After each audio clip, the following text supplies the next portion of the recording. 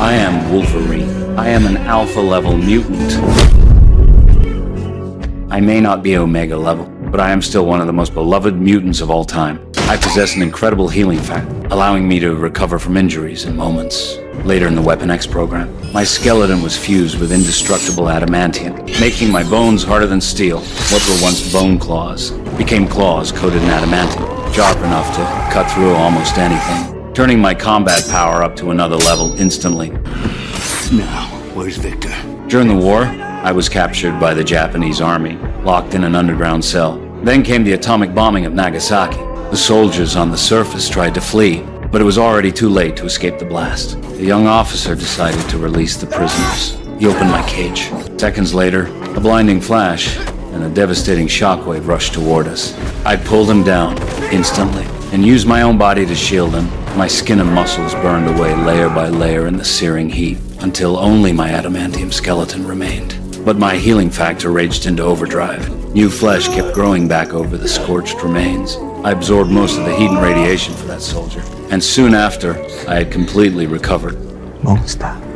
No pain? You have no... Oh yeah, pain. Plenty of pain. Later, mutants were seen as a global threat. The government began developing a so-called cure to suppress mutant powers. Magneto led an uprising of mutants and resistance. In the end, Jean Grey was consumed by the Phoenix Force, unleashing destructive power on a godlike scale, reducing everything around her to dust. I'm the only one who can stop her. Get everyone to safety. Go! I knew if this continued, there would be no stopping her. So I forced myself to walk toward her step by step. Each time I moved closer, my body was torn apart again and again. But my healing factor restored me in an instant. And when I finally reached Jean... You would die for them. No, not for them. For you. I love you. I had no choice but to end her life with my own hands.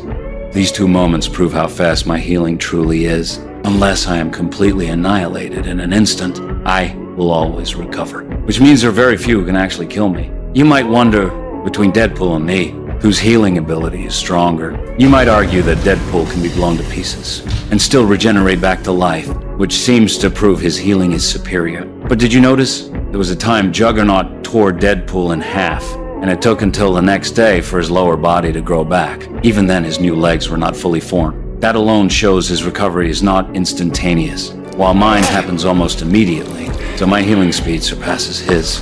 And now you may ask, if I were torn in half,